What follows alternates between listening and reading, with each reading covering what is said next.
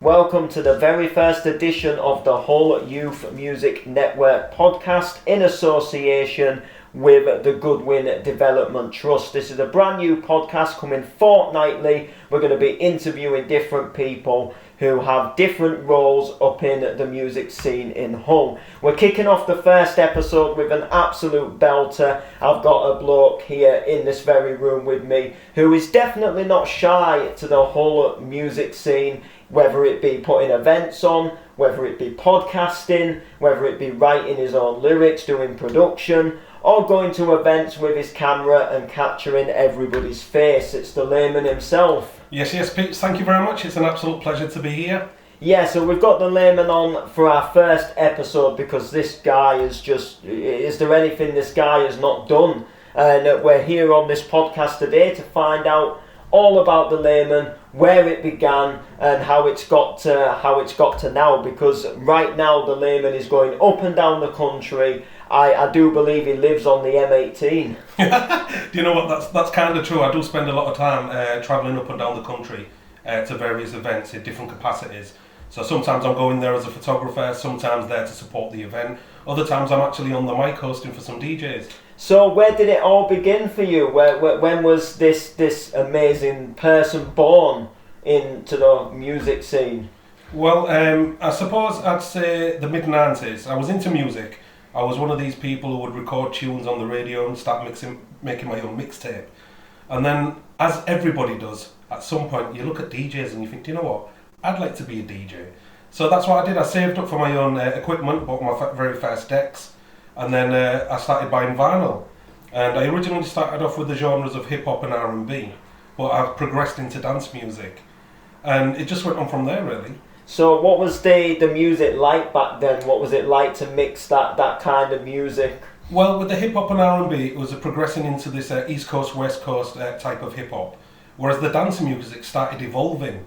So we started getting variations of dance music. Trance was coming in big, becoming commercial. Dance music itself was evolving, different forms of dance music. So you went into hard dance, handbag, and there was house music was the basis for all dance music, and that started evolving.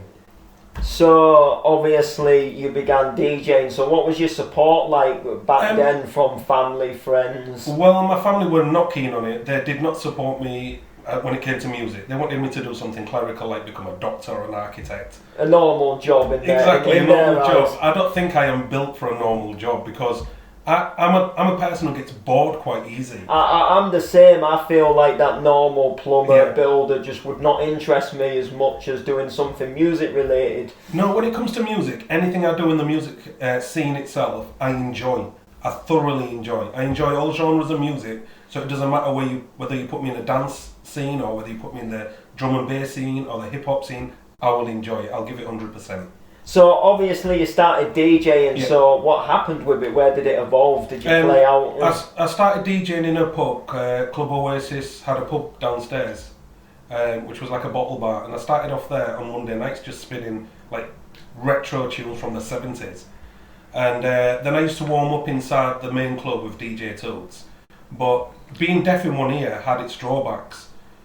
You can't use a monitor when you're deaf in one ear. Everything has to be through one cup, or you take the cup off and listen to the room. Yeah. So, but what happened after that, I started putting events on for the students, and that absolutely blew up. So I became one of the biggest event organisers in Hull. My biggest event would be Planet Earth. The event I remember was called Hanging Baubles. I used to give each event like a pun of a title. So Hanging Baubles was the Christmas event. And 1,600 people turned up to a nightclub that could only hold 1,200. Wow, so what actually happened? I mean, obviously there's loads of people there that couldn't fit in. Well, that's right, the police actually rang. The police rang and they demanded to speak to the organiser, which was myself. And they said, could you tell us if you're letting people in or not? I said, yes, we are. But we're currently at 1 in, 1 out. So if anybody left, somebody could come in. They went, oh, it's just the queue has gone right round to the front of the police station. So you got all these party people outside the front of the police station, and the police are unable to sort of like bring people in and out. And they're all just waiting to queue. They're all waiting. There was a lot of disappointed people, but the event was epic. So obviously you went from DJing to putting these events on. So how did that evolve? That evolved eventually. I ended up actually working for Club Oasis, who I did used to promote for. And just for anybody who's quite young who maybe won't remember, where was Club Oasis based? Club Oasis is currently like a block of flats on Albion Street in the city centre. And back then we had like 13 nightclubs, and Club Oasis was one of the good ones. It could hold 820 people in 2 rooms. So just for any younger person listening in, that's just across the road from the car park outside the walk-in centre? That's correct, yeah. If you go to the walk-in centre and you look across, you'll see these sort of like Victorian flats. I don't know if they're Victorian, to be honest, but they're old. Club Oasis, believe it or not, spanned across these flats inside. And there was upstairs, downstairs? Downstairs, there were 2 pubs downstairs, and the nightclub was upstairs. So what was it like running events there? Running events was brilliant. I loved it because most of the people who came to the events were people that you knew, friends and stuff. But when it evolved to like the bigger scene, I never did an event with less than 450 people. So 450, I think it was 480 people was the event that had the least people at. And it became so good that I could hire any nightclub in Hull, and it was free because everybody wanted me to fill their club. And the niche of it was during the week, it wasn't on a weekend. Clubs were busy at the weekend. I was filling their club on a Wednesday or Thursday. That's crazy, because nowadays it's sometimes even hard to get, say 50 people to go in somewhere on a weekend, let alone a weekday. I mean, I do believe now, like, when you look at events now, the bigger events do well. So the events that are hiring an arena or a nightclub that can hold 5,000 people, they're the ones that have got the budget for the promotions, for the artists, and to put special offers on, and even giveaways and things, and they're the ones who are doing well. Unfortunately for the smaller markets, the bigger ones are taking all the artists. Yeah. So when the smaller ones do get an artist, they can only afford a couple, and it's hard to fill a full nightclub with just maybe a couple of headliners. Yeah, that's correct. So obviously it must be a buzz for yourself, filling nightclubs back then in the 90s, when when we look back at the 90s now, and it was so big and thriving, and all this music was coming in left, right and centre. There was events coming out of your ears, honestly. Every day of the week there was something going on. Every weekend there was always an event going on. There were so many brands out there who were successful as well. My name was Leeton, and my brand was Leeton Promotions. And I had a little logo. So before I put an event on, I'd go around the city centre putting posters up, just with the logo, saying something's coming.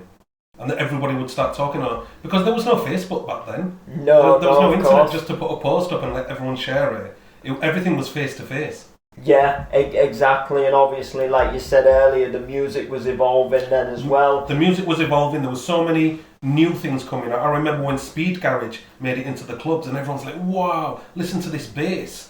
And obviously these people now that are, headlining, say, Creamfields and these big festivals, they were just starting out then, really, weren't they? Well, there's a lot of DJs now who have been successful. And what was nice was when I left the music scene for a while due to personal issues. But when I came back, a lot of the kids who used to come as the party goers were now DJs themselves. And I just got welcomed back with open arms. And they remembered you? They remembered. What's funny is they'd be like, oh my god, the legend's back. And I thought, legend? I didn't realise I had such an impact. But some of these people, I'd given them the first DJ set or the first MC set of their lives. And then they've obviously carried on and done other things. And they've carried on and they're becoming successful, yes. I suppose the good thing is that they've always remembered you, and giving them that first opportunity. Yeah. Because a lot of people, they need that first opportunity, and that first opportunity is such a buzz for them. I mean, I remember my first time going into a club and going on the mic, and I'll never forget it myself. Yeah, absolutely. I remember the first time I ever sort of like DJ'd publicly, do you know what I mean? It was a very nerve-wracking thing. It's nerve-wracking, but once you've done it... Once you've done it and you've finished and you look out and the people are still there, you think, wow, I could carry on. Exactly, yeah. So obviously you took this break, personal reasons. So what made you think, it's time to come back? Was something calling inside of you? Well, I think music has always called me. I've always been involved in music. Even when I left the scene, I started doing like bits of music production. And so whilst I was out the scene, I was approached by Freetown Way Records, who was putting a CD together. and they asked me, there was a collection of underground artists and DJs, and they were asking for compositions. So I said, yeah, I'll have a go. And they'd done an interview with Hull's oldest hairdresser, and his name was Walter Oglesby. I think it was Walter Oglesby, yeah, Walter Oglesby. So they'd done this interview, and they asked all the DJs to take an element of this interview and put it into a composition. So I sat there and I was listening to this interview, and I thought, what do I do here? How can I be creative? And then I thought, you know what? This interview is about him. So I just took his name. And I used his name in the track. And it took me about 3 days to get it all right into order. I'd separated his name into syllables. So it's my name is Walter Oglesby, Oglesby. And I thought, there it is. There's my rhythm there, Oglesby. So I used that in the track. 3 Town Records took it away, mastered it, and they came back to me about 3 days later saying, we absolutely love this track and we're going to put it at the top. And that was my first ever track on a CD, and I thought, I can't believe it. That must obviously be a buzz, you know, knowing that whenever someone puts that CD, you know, in a machine to play it, that your track's going to come up first. Yeah, I mean, that track is still available online, you know, you can search for it, and it's still there. And obviously back then, you know, chopping up vocals and sampling was a lot more harder than it is now. I mean, now we can just download and drag, whereas back then it was really hunt through CDs and other songs and find samples. Absolutely. Obviously back then, the DJ mixers, they'd started coming up with like a 4 second or a 6 second loop.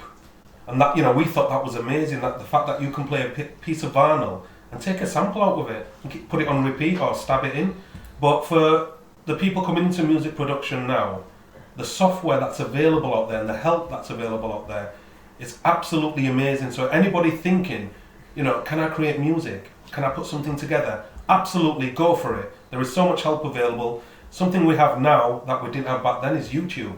And there are so many tutorials, hints, tips, tricks to help you in your music production. It's absolutely right. I mean, I've been getting into production myself, as you know, we've done some stuff together, and a lot of stuff I didn't know that I do now know. I've found a lot of it out through YouTube, through watching things, and sometimes that is the easiest way. Watch a video, it shows you on screen how to do it. I mean, you don't have to go out there and buy equipment. All you have to do is download what we call a DAW, which is like Ableton or Cubase or Fruity Loops, which is known as FL. Yeah. Download one of these, and they actually come with some samples, so you can have a play around. You can also plug in your instruments, if you've got a MIDI controller, into your laptop and record live instruments and put it into your track. Vocals are not a problem, just get yourself a decent microphone.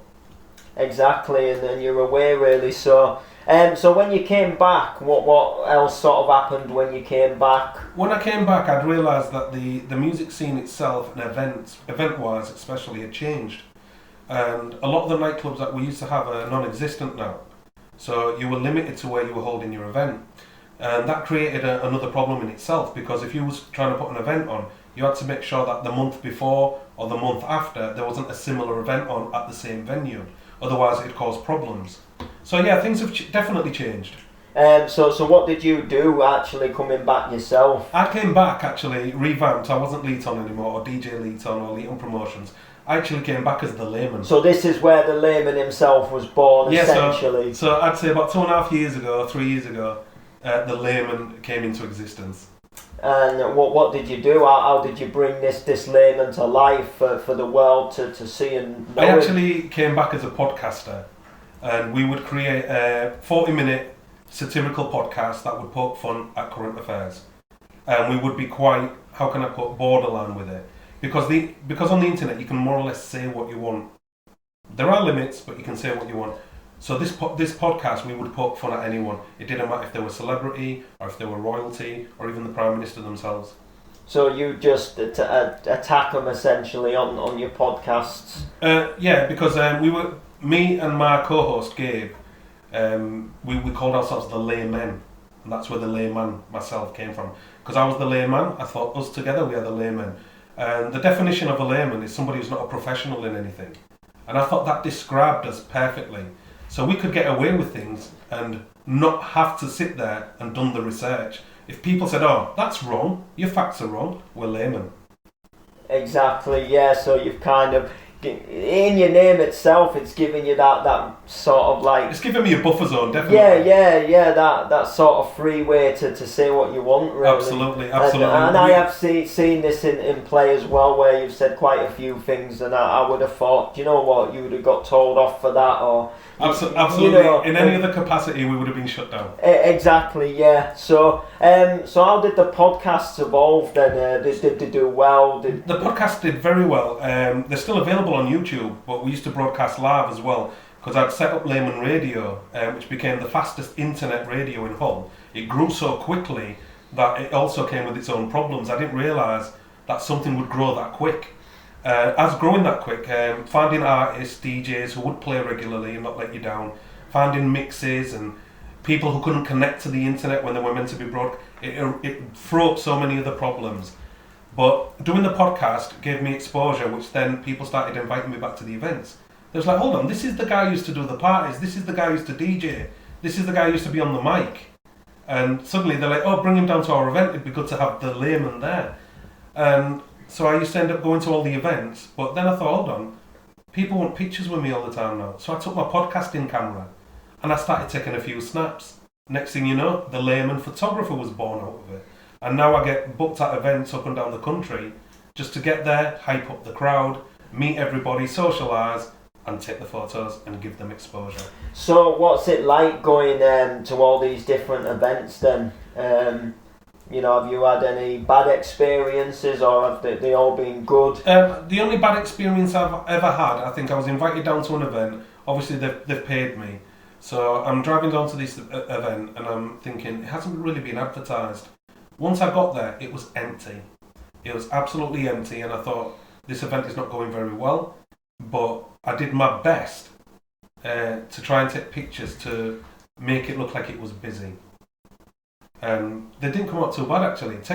The angles that you take photographs from make a huge difference. Yeah. So to make a dance floor that had maybe 12 people on look busy is quite a feat. Well, it is like the old saying, you can make one photo tell 1,000 words. That's a very good analogy there. Well, it is, and yeah. I obviously coming to events with you myself, I have seen you take pictures where the event maybe hasn't been as full as some other places, and then I've seen, obviously, you put the pictures up online, and then you think, it looks busier than I thought it was. Yeah, that's true. That's very true. So I suppose that's the worst experience, is going somewhere, knowing you're going to be there for maybe up to 6 hours, but there's nothing really there for you to photograph. Yeah, it must be a hard thing. To be honest, I haven't had many bad experiences. I think I'm quite experienced enough to expect the unexpected now. So I go into an event with a clear mind and I come out happy. Well, then there you go. So obviously, alongside photography, podcasting, what did you get back into the DJing? Anything else? Yeah, I've done a couple of private events and stuff, but I suppose I'm swayed more now to music production. I like to be creative. I like to create music. I do video editing and photo editing as well, which I'm quite famous for now. A lot of memes that are available on Facebook have been created by myself. A lot of them I tag, a lot I don't tag, so it's nice to see something I've done being spread by other people. Exactly, yeah. So you've got some amazing backstory. It's like you've just done everything really. What what haven't you done? I don't know. I'm classed as a jack of all trades, master of none.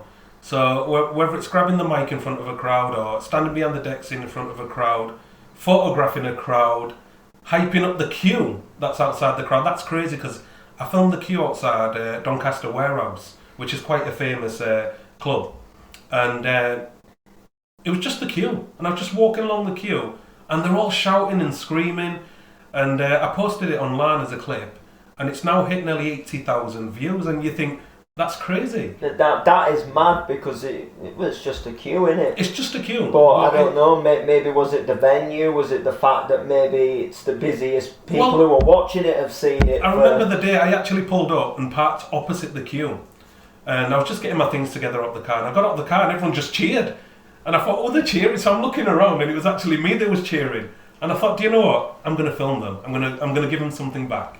Yeah, so and obviously doing all this stuff as well, it brings fun times as well. You have a story about cheesecakes, if I'm right. I think I've made history. I think I am the only person who's ever had cheesecakes from different areas of the country being made and brought to an event. Nobody else has ever done it. So I had a cheesecake from Scarborough, from Scunthorpe, and from Doncaster. And these girls, they made these cheesecakes and they all wanted to win because they were fabulous, honestly. The toppings were amazing, consistency and everything. So I thought, what do I do here? So I woke up the next day and I thought, you know what, I'm so tired, but I need to do something with these cheesecakes. So I filmed a little video and I called it the Cheesecake Offs, or the Cheesecake Wars. And that went online and it created such a little buzz. But the good thing that's come out of it now is a couple of the girls who make the cheesecakes are now getting orders.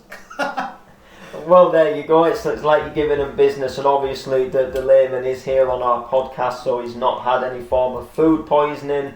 So the cheesecakes, they were nice. They were beautiful, and it was so hard to eat a cheesecake and rate it, and without disappointing anyone. Yeah, I did it the best. I was honest, and I did it, and it went out. Yeah, so obviously alongside all these events and this long list of everything else that you do, which is just endless, there's radio. Yeah, that's right. I'm a radio presenter currently on Hull's 107 FM, which was formerly Hull Kingston Radio. I used to do the big Saturday night in on there, but due to the events, I wasn't always in. So I was inconsistent. So we've moved it to a Wednesday evening, but it's absolutely brilliant. I play 2 hours on there. I do 1 hour of retro tunes, and in the second hour, I like to showcase some of the new tracks that have come out from the latest producers. And so it gives them exposure as well, and it also gives us the opportunity to listen to something different that's not mainstream. Wow, so what's it like broadcasting on there then? Is it quite hard to do? I mean, it's obviously all this equipment, all this, machine mixers. What's actually the behind it? Basically, you're working on a system that they call Myriad. So you've got this Myriad system. You've got one screen with all your tracks that are available. You've got a second screen, which is the live screen, which is showing you exactly what's happening to the very second. And the thing about radio is that's how you've got to be, to the very second. You can't be out of time. You can't be over time. Everything's got to run smoothly. I do quite well because the radio station have been very kind to sort of like give me a free rein. And so what I do every week, I look for some tunes that I'd like to play, and I make a log of them, and then I present them to the station. The station then verify them, upload them, and I put them into my show. Yeah, so obviously you'll have to be quite careful with what you pick and play, with rude words and swear words. Well, yes, obviously commercial radio is regulated by Ofcom, and they have a set of regulations and rules. So they present you with a booklet which is about 13 pages long of words and terminologies that you cannot use live on air. It's crazy. And how big's the book? As I've heard, you get like a book and it has all a list of words that you can't say. Yeah, that's right. I've just mentioned it, so you're obviously not listening to your interviewee yet. I do apologise. 13 pages. 13 yeah, pages. It's 13 pages thick. And when I was presented with it, I was just flicking through and thinking, I don't know some of these words. So actually, I think it had a backward effect because it taught me something. Yeah, that's. Have you ever messed up? Have you ever said something that you maybe shouldn't have said? No, I don't. You change. I think when you go into this scenario, you actually change and you become a radio presenter. And it's like you don't have to think about not swearing or not saying something bad. It's an auto thing now. And I'm quite good at it anyway because I talk to people on different levels. So I could be talking to someone in the street who is swearing all the time, or I could be in an office talking to somebody who's organising an event, and I'll have to be, professional. So having that capability is very important. But yeah, everybody messes up now and again. It's live radio. Well, yeah, exactly. That's it. What would you say to young people who maybe want to get involved in radio? Is it an easy thing? How did you get involved with the station? I was involved in the station because as the layman, I was interviewed like 2 or 3 times by the station, and it then progressed on to Pete Mills, who runs the station, saying to me, "Look, we've got to present a training course. Do you fancy doing it? Because I think you'd be good at it."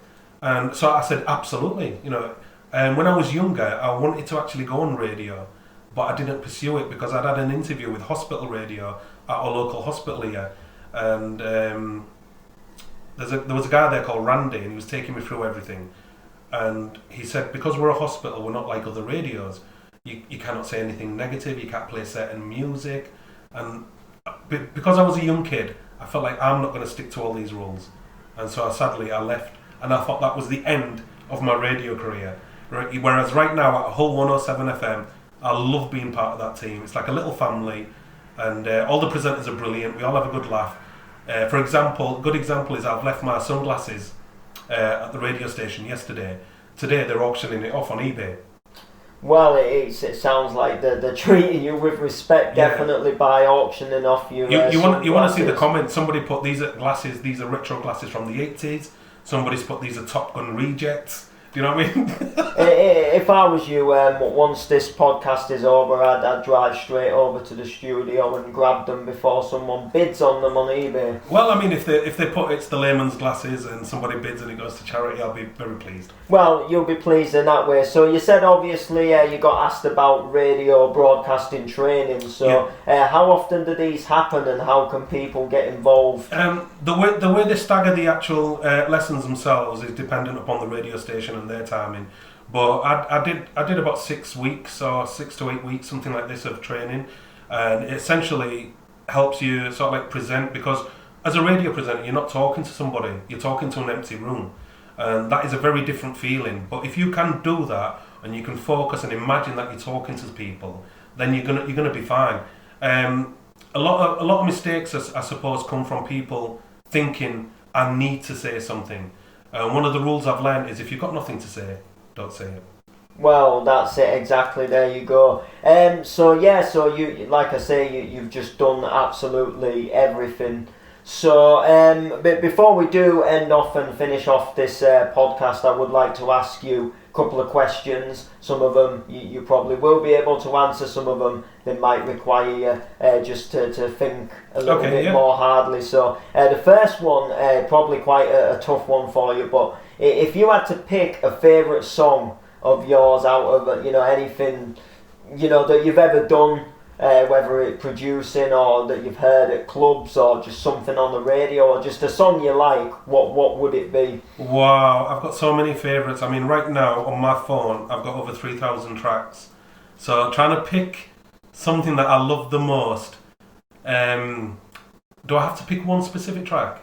Just one that maybe you're really liking at the moment. One that I suppose I'm really liking at the moment, it's an old track by Chase and Status. So if you remember, UK Parcher did Original Nutter. Yes. Wanini wo, ziganamani no. Yep. So Chase and Status remixed that track. And it's hard to get a legendary track that everybody knows and make it better. And do you know what? They made it better.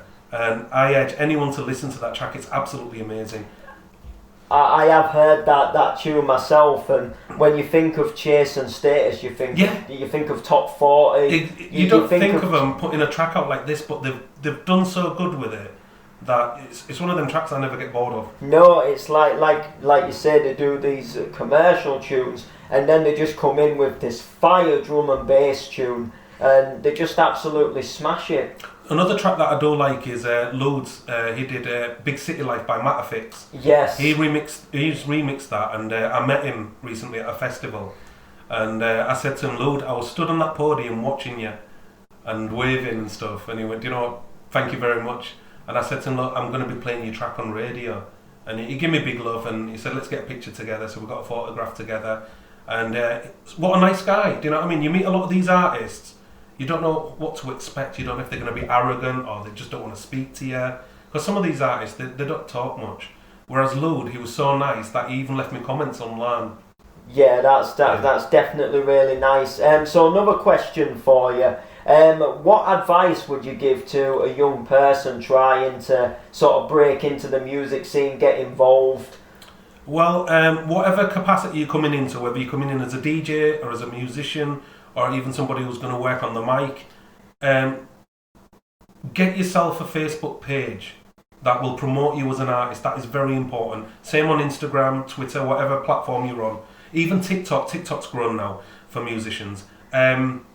put out to the world what it is you've got to offer, because you don't know who's going to see it. Another piece of advice I would do is network as much as you can and get yourself out to the events that appeal. So if you're working on the mic, go to some open mic events where they're allowing people to jump on the mic, and then you'll pick up skills and you might get the opportunity to jump on yourself.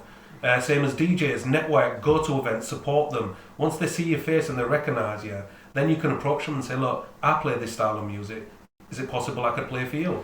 Yeah, exactly. You've got to open these doors yourself. They don't open themselves. It's like I always say, you cannot beat physical promotion. Going out promoting yourself is in some way still just as good as posting things online. Definitely. I mean, physical promotion is still there. I mean, don't get me wrong, online is brilliant. You can reach the entire world online, which you can't do physically. But if your event is in a local area, get out there with the people. Get them excited.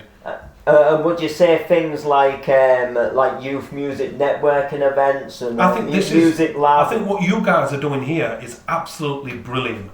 Do you know what I mean? It definitely needs exposure. Me as the layman, I'm happy to support the Youth Music Network and the Goodwin Trust. I think what you're doing is presenting opportunities for people, for the young people, that they won't get anywhere else. They just won't. No, exactly. And one final question for yourself before we do say goodbye. What barriers have you faced through your journey? So sort of, can be ranging anywhere from you starting out in the 90s to sat here now. What's been a big barrier that you've continuously faced? Do you know what? I'm going to be non-cliche here, and I'm going to say the biggest barrier I've ever faced is life. Life? Yeah, because what's happened is, where I started out on my journey, right at the very beginning, thinking, I'd love to DJ. And now I've turned into some sort of anomaly, where I'm doing bits of everything, but I love it. And I suppose the barriers I've had, first of all, was being no support from my family, because they didn't want me to do music.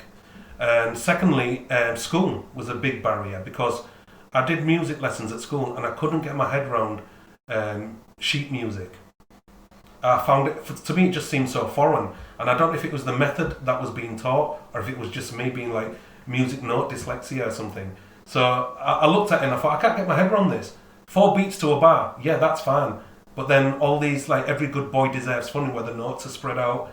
And I just couldn't get my head around it. Exactly. Well, I do think myself, music lessons at school, that you do in, say, primary school, secondary school, are very limited on what they want you to do as opposed to what you want to do. Yeah, I think it should be more based around, say, if you've got a talent or there's something you want to show off that you can do. Yeah, not everybody learns the same and not everybody sees things the same. So yeah, not everyone wants to play Beethoven on piano. Another barrier that I think people will face is at the beginning, everybody supports you. All your friends, family, extended friends, network, they support you. But once you get to a certain level where they think you're being successful, please expect your support to drop.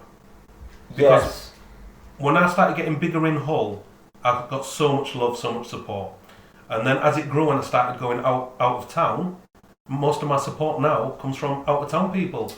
Yeah, that's the same with myself, as you know. It's crazy. So when you go online and I do a post, the people who are liking and sharing the post are not from Hull. No, that's very, very crazy, because I have the same thing. People not supporting from your local areas. I mean, I had it in the town I lived before I came to Hull. Yeah, when I started out, and everyone I knew at school, they was all buzzed, and you're going to do this and go so far, and then when you do go so far, that's it. Yeah, because I think people like to reflect upon their own lives, and when they see somebody doing good, they might feel a bit bad themselves, thinking, I could have done that, or I wish I was doing that. But I forgot what I was going to say now. I was going to say something else. Just in addition to it, that's right, yeah. So what is good is, like I said about the networking thing, so I've ended up sort of like cameoing in 2 music videos, and fingers crossed there's going to be another music video that I'm going to be in. There will also be a music video coming out with me and you in it, which I'm currently working on. And so we've got these video. When you're networking and you end up meeting people, you can end up doing unexpected things. So I did not expect to be in a music video with Bud Sugar, for example, as they did a parody track. And I didn't expect to be filming a music video with myself in, or even in the future, I've got some collaborations coming in with other artists. So songwriting is another thing I like to do. I like to write lyrics, and that stemmed from the young days as well. Exactly. Well, thank you for joining us. Thank you for coming on to the podcast, the first episode. Thanks for helping us kick it off. No, it's been an absolute pleasure, do you know what I mean? And I'm looking forward to see where these podcasts go and how the Youth Music Hub itself grows itself. Yeah, well, hopefully these are going to be fortnightly with different artists getting involved and coming on, having their say, sharing their stories. So if you did enjoy this podcast, please make sure to drop it a like, drop it a share. Make sure to get on Facebook and follow the Youth Arts Takeover Facebook page and the whole Youth Music Network. You can also follow them on Instagram as well under the same name. I've been Ashley Noble. We've had the Layman. Yes, peeps, this is the voice of the Layman. Be good to each other, and I'll see you soon. Also, before we do go, if you would like to follow the Layman, he is on Facebook under the Layman. He has a private group. Yeah, the Layman Show is a private group, the podcast is the Layman Show Official, and the music side of things is Layman Productions. Thank you all for listening, people, and we'll see you next time. Take care, bye-bye.